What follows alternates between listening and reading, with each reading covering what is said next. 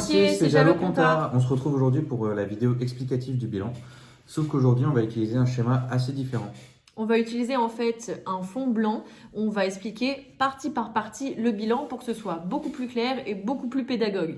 Alors le bilan, qu'est-ce que c'est? Le bilan, c'est un document de synthèse qui est établi à la clôture d'un exercice. Il permet de mesurer la valeur financière d'une entreprise à une date précise. En fait, c'est simplement une photographie de tout ce que possède la société à un instant T. C'est composé de l'actif, qui est en fait un élément détenu par la société et qui génère des ressources, et du passif, qui en fait est un élément financier engagé par la société, mais qu'elle possède. Alors voici à quoi ressemble le bilan. D'un côté, on a l'actif, donc il y a l'actif immobilisé. Ce sont des biens qui sont amenés à rester durablement dans l'entreprise, donc plus d'1 an. Dedans, il y a les immobilisations incorporelles qui sont non physiques, les immobilisations corporelles qui sont physiques, les immobilisations financières, donc c'est les titres et les participations.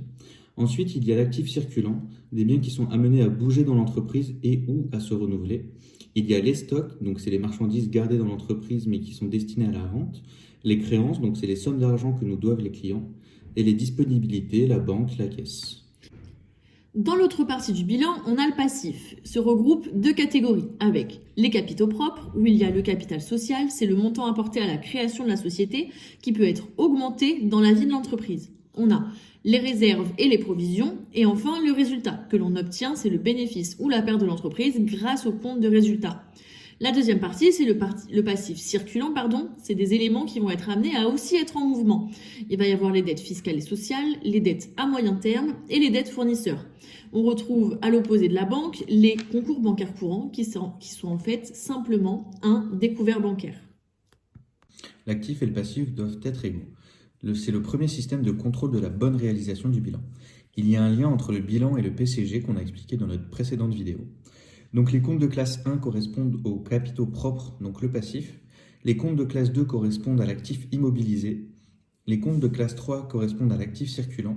Les comptes de classe 4 correspondent à l'actif et au passif circulant, donc les clients et les fournisseurs. Et les comptes de classe 5 correspondent aux banques et aux concours bancaires courants. Et voilà, c'est tout pour aujourd'hui. On espère que ce format de vidéo vous aura plu. N'hésitez pas à nous le dire en commentaire. N'oubliez pas de mettre un pouce bleu et de vous abonner, ça nous ferait super plaisir.